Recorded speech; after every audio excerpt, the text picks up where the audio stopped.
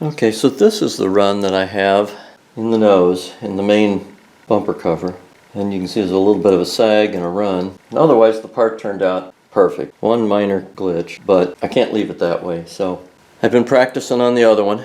I think I will use, I could sand it directly and hopefully get it down, but I think I'm going to use the glazing putty method. Try to coat this enough and get a coating of glazing putty so that I can sand down without knocking out the surrounding surface. Hopefully this one, when I get down, the color will match. It's only a single run and it's only a single sag. I don't understand why the other one, when I got to the bottom of the run, the color shade is different. I don't know if it has something to do with how the paint dried. Kind of a mystery to me. But I have it sanded perfectly smooth and I'm down with 1,000 grit paper and I can still see it. So let's hope this one goes better.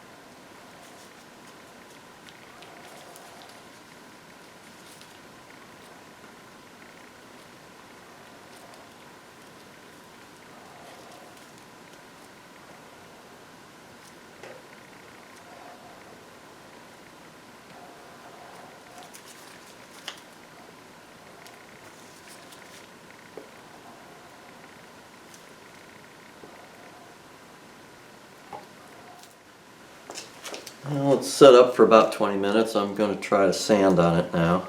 The run should be right about down under the middle. I didn't get it maybe quite as thin as I could have, but I'm going to start with my 400 grit for the piece of what I use on the power sander that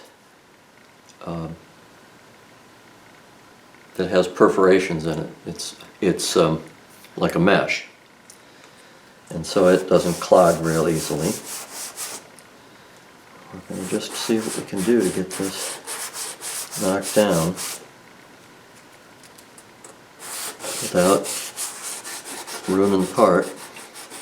Because there's no good clean place to break this. If I need to spray it again, I got to spray the whole darn thing, because there's no good place to, there's maybe almost there where you could break it, but it's not a good, it's not a sharp edge, so I probably would have to spray the whole part, which I'd rather not do.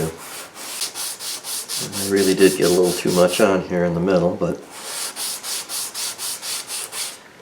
because I was trying to taper the edges a little bit, it kind of built in the center instead, so we'll see how it goes here. Slow and easy.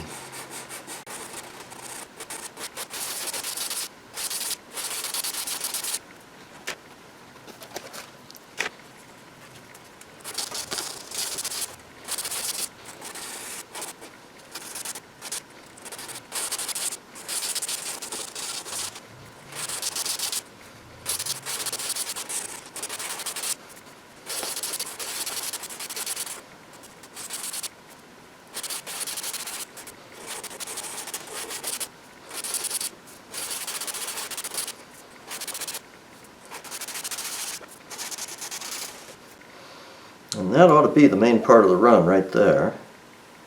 And the sag kind of goes through here, so.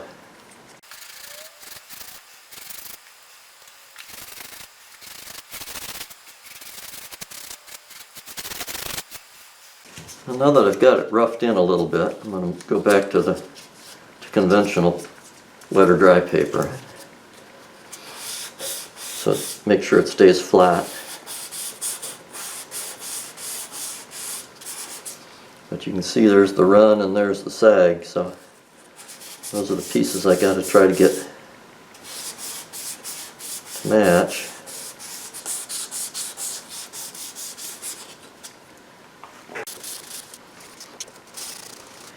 It's going pretty slow and clogging the sandpaper. I'm going to try going wet again.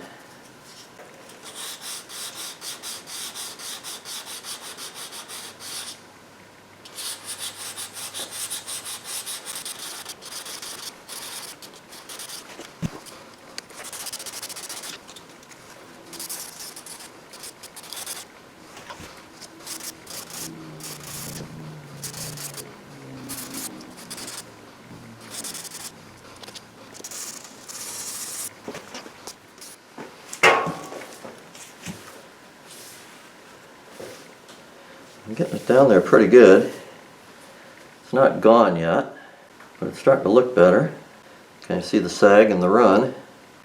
Just about ready to switch over to some 600 and try a little finer paper. Try to smooth it in a little bit. You can see that I'm just starting to hit paint here, here, and here with the block sand. Not much there. So we're basically still riding. The sanding is mostly still on the putty, so keep going here.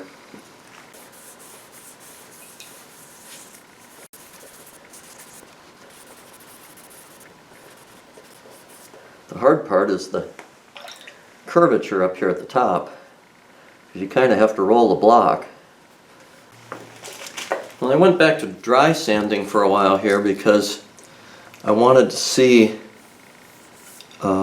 the water hides things, so it cuts a little better, but it hides things. So I did some work here with 400, now I've got some 6, and the run's just about out. There's a few little spots here yet. So I'm going to keep working this, and then it'll be going to finer grits. Let's see, that's still a little bit high, but it's getting close. Just trying to be real careful not to break through and to stay on the high spots, because I can see there's still low high.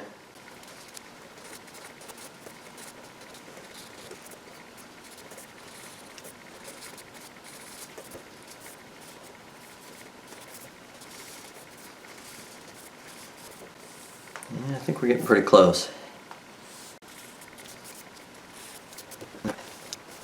I've still got a little leftover compound here that I'm going to have to get off, but I'm just going to go around with the 600 and just try to hit the high spots with just the edge of the block. So I came back, put a little bit of water on it, and wet, it looks pretty good. It's pretty darn smooth. There's just a little bit there yet, almost invisible. So I'm going to go to finer paper and see what I can do with, I'll start with 1,000 and see if I can clean some of these other things up. Well, I've been through here with all the grits up to 3,000. Right now it's wet, and it's like 99.5% gone. I mean, I can still kind of see there's just a faint line there, and just a faint line from the sag. Most nobody's going to see that, probably. And when I get done compounding it out, it'll probably be pretty much unnoticeable. Right now I've got the light on it kind of in the worst spot, so I can see that there's just a trace. The risk with going further is that you sand through and end up ruining it. So the question is, do you want 100% or is 99.5, good enough? Personally, I think that's pretty good. Probably the only person that will ever know is me. So what I'll need to do is get some compound and buff that out. But for right now, I would say we got a pretty good job on that. Now I got to see if I can polish it out. Well, there it is with a little bit of hand rubbing on it. I haven't put the wheel on it, but I put some compound on it by hand. And essentially it's pretty darn invisible. There's a very, very slight ripple still there. The surface is flat, but it does have just a little bit of light on it. Now, maybe when I get done wheeling it out, it'll be better. I didn't use a wheel on it at this point. I just went ahead and just did some quick hand rubbing, so we shall see. Well, hey everybody, back with status progress report, I guess. I'm on about my 3rd day now of sanding and putting things back together. And I do say putting things back together because I did get to the point with the main front fascia and rear bumper cover.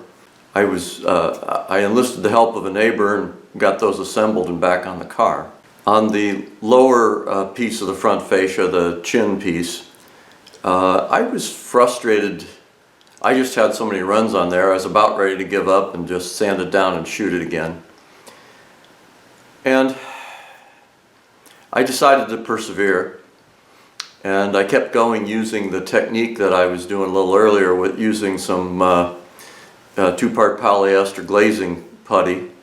It really seems like a odd step, but I saw online, enough different people using it and it being recommended that it has its challenges. But when you're trying to take out a run that's or a series of runs and sags that's, shucks, it went halfway across the front of that chin piece, that the odds of sanding through are just going to be really too much.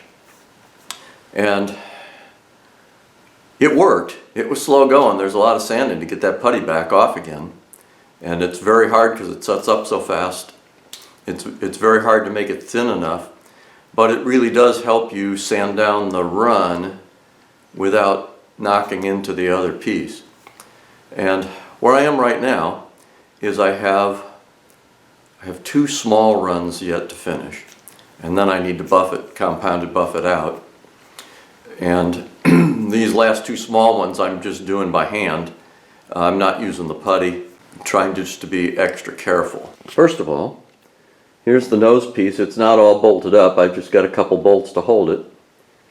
But it's on the car, and the paint match looks pretty doggone good for right out of the box, especially knowing that I still need to buff this out a little bit on the old paint.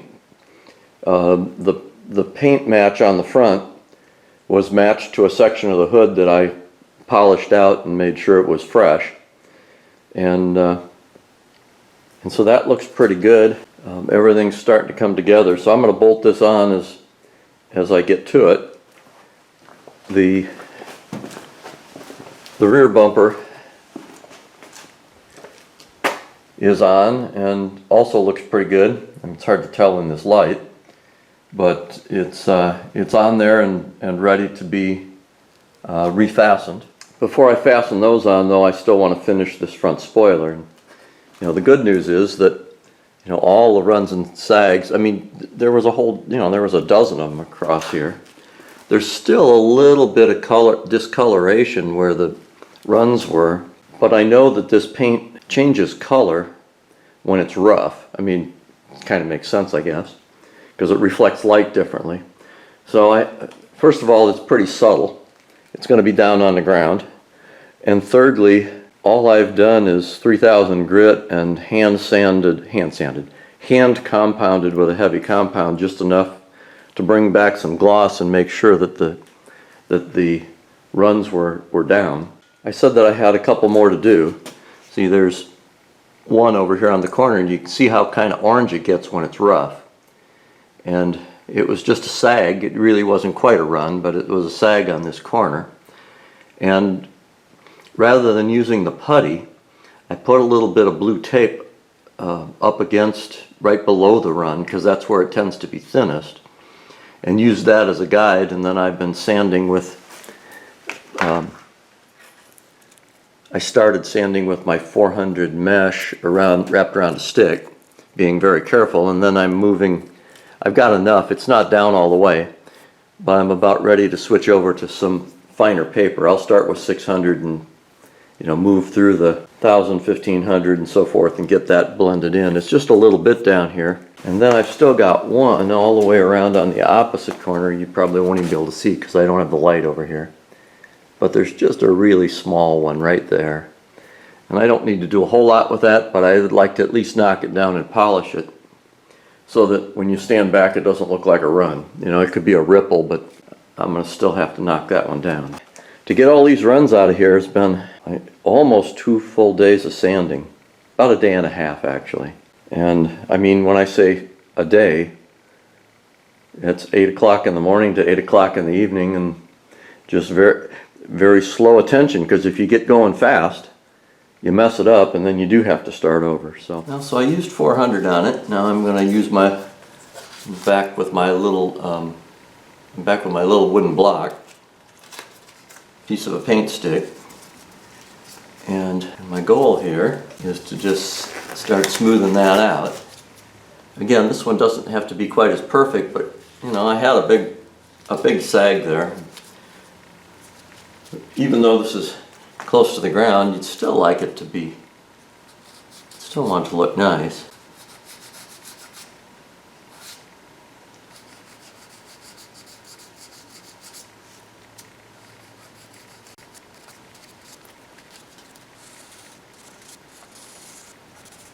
Just trying to sand on the thickest part. I don't want to sand too much below, but it's just about blended in.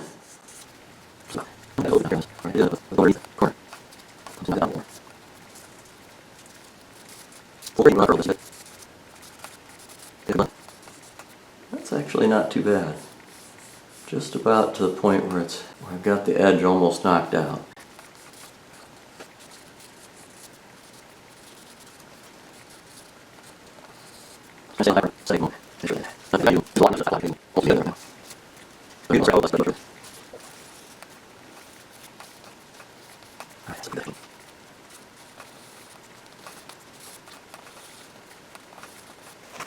For these curved surfaces especially, I've got a couple of flexible blocks like this. They're stiff on one side, stiff on the one side, and a little softer on the other. And I cut one of them off short so I could use that as a smaller sanding block so I didn't cover so much area out here. And right now I got a little 600 on it, so I'm gonna try to transition to doing this a little bit wet. Just kind of touch it here and make sure it looks okay. The thing with wet is it cuts faster and it doesn't clog the paper, but you can't see what you're doing to the paint around the run, so you got to be really careful. If you do it dry, you can see what you're scratching. But right now I'm just kind of in the polishing phase, so see, there's a little bit there yet.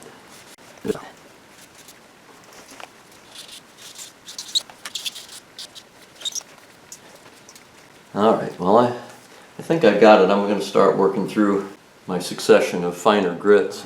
Now let me hand polish this, or hand compound this with some heavy duty compound. I could use the buffer, but again I'm going to start by going by hand. Let's see how this polishes up. A little bit up on this edge.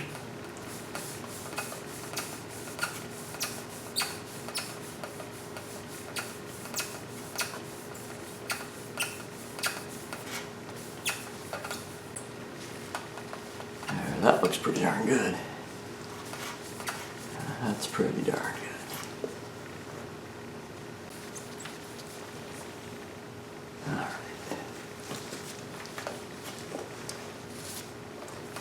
That level compound should just be getting the main scratches out from the sandpaper. And it's pretty much done that.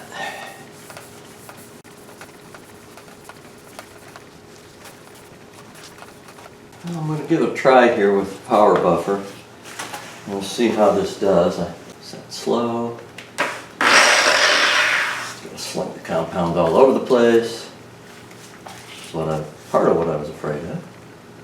Alright, let's spread some out here. Put some over here.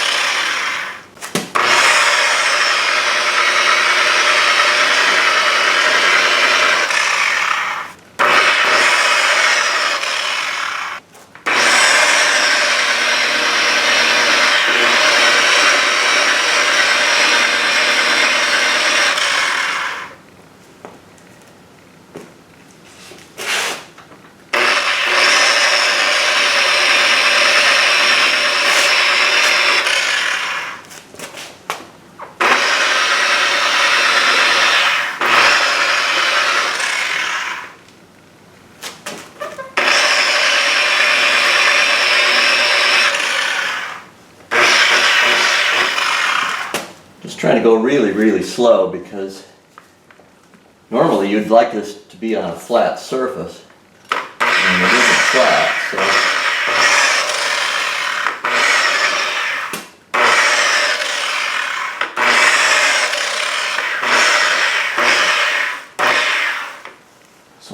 burn the paint. But I do want to get the scratches out, and there are still a few here, so, but this is helping a bunch.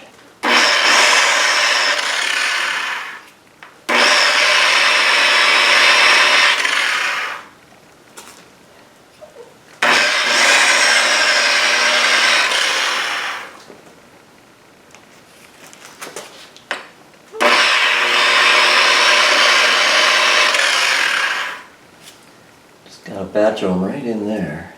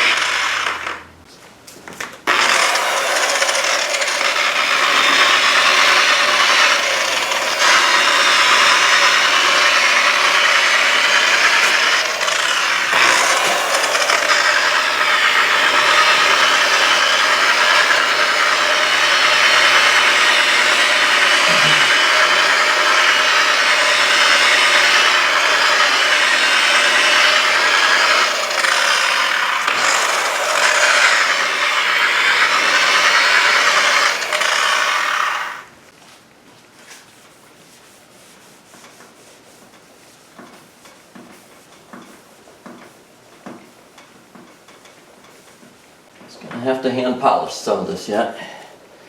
Try to get these edges. I just don't want to do those with the machine. Well, there's the piece. It's all done. It's been compounded and